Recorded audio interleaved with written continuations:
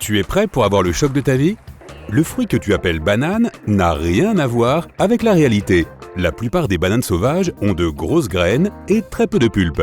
Beaucoup d'entre elles ne sont même pas comestibles. Mais lorsque tu manges une banane du commerce, tu peux à peine distinguer ces graines. C'est parce que de nos jours, la plupart d'entre nous consommons des clones de la variété Cavendish.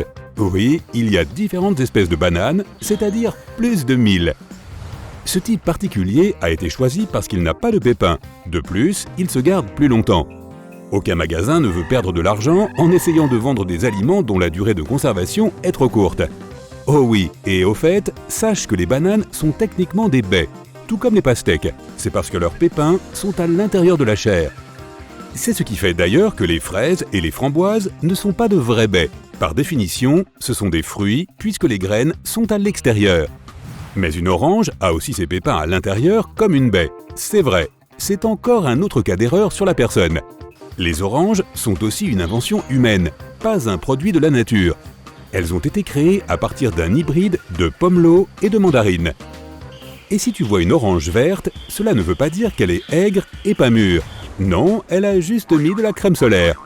Lorsque le temps est trop chaud à leur goût, les oranges produisent une plus grande quantité de chlorophylle, un pigment vert, pour se protéger des coups de soleil.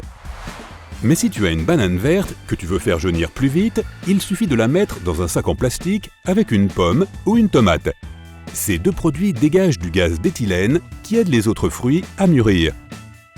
Fait amusant, les fruits verts ont un goût désagréable pour une raison. C'est parce que les graines n'ont pas encore fini de pousser. Dans la nature, le but de tout fruit est d'être mangé par les animaux parce qu'ils contribuent à la propagation des graines. Lorsque les graines sont enfin prêtes, le fruit mûrit, prend un nouveau goût délicieux et les animaux commencent à le manger. Les citrons verts, les citrons et les oranges sont bien évidemment apparentés. Les bananes appartiennent aussi à une famille, les lys et les orchidées. Si tu regardes les feuilles de bananier et que tu les compares à ces fleurs, tu verras qu'elles sont cousines. D'ailleurs, les pêches et les nectarines sont pratiquement le même fruit. Tout se résume à un petit gène qui décide si l'écorce sera lisse ou molle. Les pommes sont aussi des roses, tout comme les poires, les cerises et les amandes. La prochaine fois que tu iras à un rendez-vous, apporte un sac de pommes et expose ta science. Oh, comme c'est romantique! Curieusement, si tu prépares une salade à partir de poivrons rouges, oranges et jaunes, tu obtiendras un plat composé de 3 légumes complètement différents. Ce sont tous des plantes uniques avec leurs propres graines. Quand tu vois une banane, tu penses à un climat tropical chaud. Mais elles peuvent facilement pousser en Islande. C'est le pays le plus au nord du monde pour la production de ce fruit. Incroyable, non? Ce qui est drôle en Islande, c'est qu'on y cultive beaucoup de fruits tropicaux. Ce pays froid tire profit de la chaleur géothermique du sous-sol. C'est la même chose qui alimente leurs énormes volcans et geysers. Désolé, mais les légumes à faible teneur en calories sont un mythe. Certaines personnes prétendent que le corps utilise plus d'énergie pour décomposer, par exemple la laitue et le céleri, que ces aliments en contiennent. Ils sont encore très peu caloriques, environ 5 à 10 calories par portion. Mais ton corps brûle seulement la moitié d'une calorie pour les digérer. Dans la nature, les kiwis ressemblent à de gros raisins poilus, mais beaucoup de gens trouvent qu'ils ressemblent plutôt à ce minuscule petit oiseau appelé kiwi. Ils ont donc donné son nom à ce fruit, et non l'inverse. Techniquement renommé, le kiwi était à l'origine appelé groseille de Chine. Envie de sushi? Si tu as acheté du wasabi au supermarché, il y a 99% de chances que tu n'aies pas pris du vrai. Le vrai wasabi est difficile à faire, c'est pourquoi on le remplace généralement par du réfort, des arômes et des colorants particuliers, comme le vert. Le ketchup que nous mangeons aujourd'hui n'a rien à voir avec la recette originale. Les origines remontent au XVIIe siècle, lorsque les Chinois préparaient une sauce à partir de poissons marinés et d'épices. Plus tard, la version britannique utilisait des champignons, des échalotes et même des noix.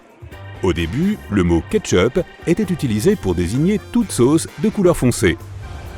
Les premières carottes étaient aussi totalement différentes. La carotte à laquelle nous sommes habitués est grosse et orange. Avant, elles étaient fines et violettes. Les carottes sont plus dures que n'importe quel autre légume. C'est parce qu'elles peuvent survivre à l'hiver dans la terre sans pourrir. De même, si tu pensais que les carottes miniatures appartenaient à un tout autre genre, ce n'est pas le cas. Il s'agit souvent de carottes peu appétissantes, de taille normale, coupées en morceaux. Elles seraient trop difficiles à vendre telles quelles, alors on les coupe ainsi pour qu'elles soient plus attrayantes pour les clients. Les pastèques et les tomates sont principalement composées d'eau et on s'en rend compte lorsqu'on les mange. Mais c'est pareil pour les pommes de terre, environ 80%. Alors si tu veux, tu peux presser une pomme de terre et boire un verre de jus. Je crois que je préfère vraiment les faire frire. Les carottes contiennent plus de 80% d'eau et les pommes environ 25% d'air. C'est pourquoi elles flottent et tu pourrais parfaitement plonger pour les prendre avec les dents. Donc quand tu dépenses 10 $ pour des pommes, 2,50 $ de cette somme sont pour du rien. Et là, tu te dis que tu paies toujours des sacs de chips remplis d'air. Les pommes ont meilleur goût lorsqu'elles sont coupées en tranches car elles sont exposées à l'oxygène.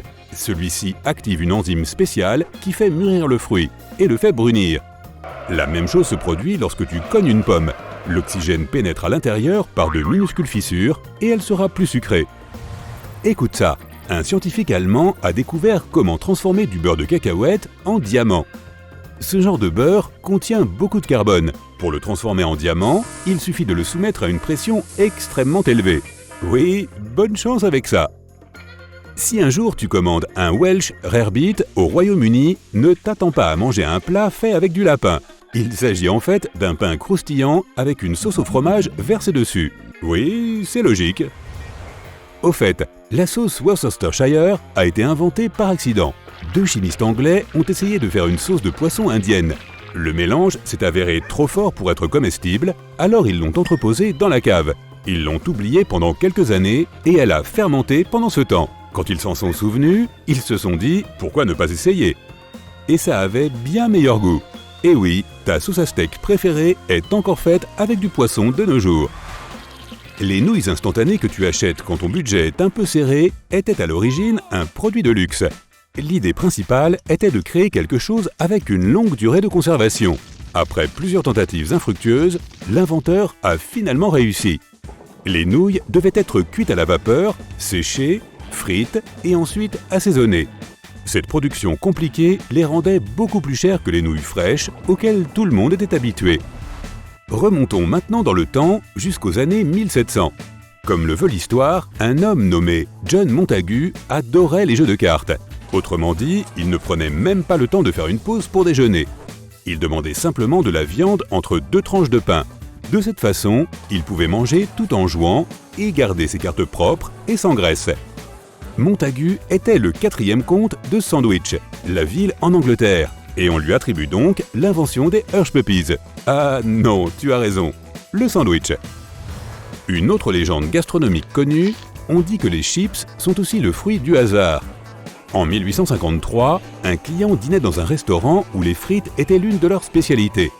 Ce client n'était pas satisfait avec ses frites et s'était plaint qu'elles étaient trop épaisses. Lorsque le chef a fait cuire des frites plus fines, ce client difficile s'est plaint une fois de plus. Le chef s'est tellement énervé qu'il s'est contenté de couper une pomme de terre en tranches très fines et de les faire frire. À sa grande surprise, le client difficile a adoré le résultat final. Et les snacks soufflés au fromage ont débuté en tant que déchets. Dans les années 1930, Edward Wilson a vu du maïs sorti de l'une des machines d'une usine qui fabriquait de la nourriture pour animaux. Wilson était intrigué par ces morceaux, alors il les a ramenés chez lui et a essayé de les assaisonner. Il a également constaté que le maïs gonflé durcissait lorsqu'il était exposé à l'air.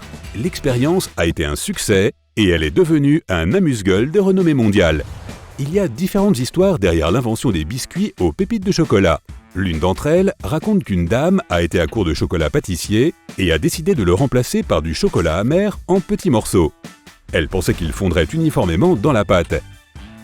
Mais ces chips sont restés là où ils étaient, et quelle délicieuse erreur! Bon, à vrai dire, je n'ai jamais rencontré un biscuit que je n'aimais pas.